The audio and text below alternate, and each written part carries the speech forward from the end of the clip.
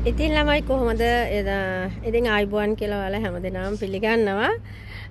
ඉතින් මම YouTube channel එකක් කරන්න යනවා. මගේ YouTube channel එකේ නම තමයි D&D Dreams. ඇත්තම කියනවා අද YouTube channel ගත්තාම ගොඩාක් අය කරනවා සින්දු දානවා. එතකොට රූපලාවන්‍ය වැඩසටහන් කරනවා. කෑම උයන ඒවා දානවා. එතකොට සින්දු දානවා. ඉතින් ගොඩාක් අය එක විදිහේ YouTube channel කරනවා. ඉතින් මම හිතුවා මට වෙනස්ම විදිහේ වෙනස්ම දෙයක් කරන්න. මොකද මම ඇත්තම අවුරුදු 18ක් විතර වෙනවා. මගේ 18ක් 20ක් විතර වෙනවා. මෙහි මැද පෙරදිග රටවල් වල අපේ සේවා කාලය. ඉතින් ඒ සේවා කාලය ඇතුළතදී මම දුටුව දෙයක් තමයි අපේ ලංකාවේ ඉඳලා එන මෙහි ගොඩක් අය ඇත්තම අලුත් අය ගොඩක් එනවා. ඉතින් එයාට තේරෙන්නේ නැහැ මෙහි ඇවිල්ලා කොහොමද රැකියාව කරන්නේ, කොහොමද අපි බේස් කරන්නේ. ඉස්සල්ලා මුලින්ම ආපුවාම බය වෙනවා. ඉතින් ඒ වගේ දේවල් වලට පොඩි හෙල්ප් එකක් දෙන්න. මොකද අපි ඒ අවුරුදු 18 20 ඇතුළත මම මැද පෙරදිග ඇත්තම කියන මේ වෙනකොට රටවල් 5කට විතර ගිහින් තියෙනවා. ඉතින් ඒ රටවල් 5 ඇතුළතදී වෙච්ච අත්දැකීම් ගොඩාක් තියෙනවා. ඉතින් ලොකු සම්භාරයක් තියෙනවා අපි ලබපු අත්දැකීම්. ඉතින් ඒ අත්දැකීම් වලට මම හිතනවා මගේ ලබපු අත්දැකීම් මං කාට හරි කියලා දෙනවා නම් ඒ හැමෝටම එක උදව්වක් වෙනවා කියලා. මොකද ඒ වගේ දේවල් වෙන කාටවත් වෙන්න එපා. ඒ වගේම අපි ඒවා දැනගෙන රට ආපුවාම කිසිම ප්‍රශ්නයක් වෙන්නේ නැහැ ඔයාලට. මොකද ඒ ටික දැනුවත් වෙනවා. ඒතකොට තව දෙයක් තමයි අපි හැම කෙනාම හවුස්මේට් ඒ කියන්නේ ගෘහ සේවිකා වශයෙන් රටේ ඉන්න ගොඩක් අය ඉන්නවා. ගොඩක් පවුල් වල ඉතින් සල්ලි ඒජන්සි වලට දීලා ලක්ෂ ගණන් දීලා ඉන්න බැරි අය නොමිලේ රට එනවා. ඉතින් මම ගොඩක්ම මේ නොමිලේ රට එනවා කියන අයට තමයි ගොඩක්ම මේ වීඩියෝ එක කරන්නේ. මං හිතන්නේ ගොඩක්ම අනිත් අයටත් මේක උදව්වක් වෙනවා. ඉතින් මගේ YouTube channel එක follow කරන්න, like කරලා comments කරලා share කරන්න, ඉතින් subscribe කරන්න හැමෝම. ඉතින් මං හිතනවා මං දෙන්න යන්නේ ඔයාලට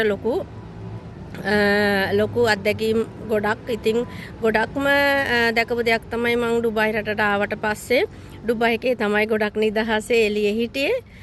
ඉතින් ඒ වෙනකොට එතකොට එතන මේ ලංකාවේ ගොඩක් අය ඉන්නවා මෙහි ඇවිල්ලා. දාපුවාම අපි ඉතින් අහනවා ජොබ් තියනවාද අක්කා මේ ජොබ් එකකට දාලා දෙන්න කියලා. ඉතින් ජොබ් වලට අපි වෙනකොට අපි ගොඩක් යුරෝප් ගෙවල් වල වගේ ඉතින් ජොබ් හම්බෙන අවස්ථා තියෙනවා. ඉන්දියන් ගෙවල් අවස්ථා තියෙනවා. ඉතින් ඒ වගේට දාන්න යනකොට කාටවත් කියනවා අනේ අපිට ඉංග්‍රීසි බෑ. අනේ අපි උයන්න දන්නේ නැහැ. ඉතින් හැමෝම බලන්නේ මේ ක්ලීනින් වැඩ. ඉතින් ක්ලීනින් වැඩ සාමාන්‍යයෙන් අපි කාටවත් පුළුවන්. ඉතින් චූටි ළමෙක් බබෙක් නාව ගන්න දන්නේ නැහැ. ඉතින් අපේ ගොඩක් විවාහ නොවිච්ච අපේ නංගිලා මල්ලා දූ දරුවෝ මේ රටවල් වලට එනවා විවාහ නොවිච්ච අය. ඉතින් විවාහ නොවිච්ච අය ගොඩක් වෙලාවට චූටි බබෙක් බලා ගන්න දන්නේ නැහැ. ළමෙක් නාව ගන්න දන්නේ නැහැ. ඉතින් ඒක හින්දා මම බලාපොරොත්තු වෙනවා මගේ YouTube channel එකෙන් මේ ඔක්කොම කියලා දෙන්න. එතකොට මම හිතනවා 50%ක්වත් ඔයාලා මේ 50ක් නෙවෙයි 100ක් තමයි ඔයාලගෙන් මම බලාපොරොත්තු වෙන්නේ. ඉතින් මම හිතනවා 50%ක්වත් ඔයාලා මේවා අත්දැකීමට අරගෙන ඒවා පුරුදු වෙලා මේ රටට එන්න කියලා. අනික තමයි මේ රටවල් වල ඉන්න අයටත් මම හිතනවා මම ඩුබායි එකේ ඉන්නේ. ඉතින් ඒක නිසා මේ පුද්ගලික දේවල් කියලා දෙන්න බැරි හින්දා තමයි මම තීරණය කරේ channel එකක් කරන්න. ඉතින් ඒක හින්දා මම හිතනවා ඔයාලට මේකෙන් ගොඩක් ඔයාලා මගේ දේවල් අහලා බලලා ඒවා තේරුම් අරගෙන ඒ විදිහට වැඩ කරයි කියලා. ඉතින් ඔයාලට තියෙන්නේ මේක සල්ලි දීලා ඉගෙන ගන්න නෙමෙයිනේ. ඒක හින්දා මම ඔයාලගෙන් උදව් ඉල්ලනවා මගේ YouTube channel එක subscribe කරන්න කියලා. ඉතින්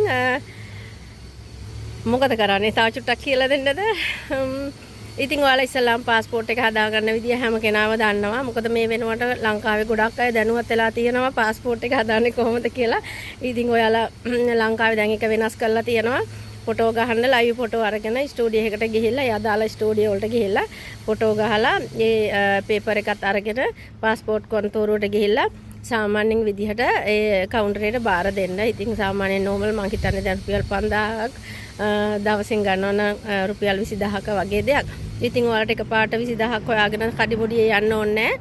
සාමාන්‍යයෙන් රට යන්න අදහස තියෙනවා නම් සාමාන්‍යයෙන් પાස්පෝර්ට් එක හැමෝම પાස්පෝර්ට් එක හදලා තියාගන්න එක මං හිතනවා ලංකාවේ හැමෝටම ගොඩක් වැදගත් වෙනවා. මොකද හදිස්සියේ කඩිමුඩිය කරනවට වැඩිය සාමාන්‍යයෙන් පාසල් ගිහින් ඉවරුන ළමයිට පුළුවන් රටෙන් අදහස තියෙනවා නම් සාමාන්‍ය විදියට પાස්පෝර්ට් එක හදලා ගෙදර තියාගන්න. ඉතින් ඒක අවුරුදු 10ක කාලයක් මම හිතන්නේ වළංගුයි.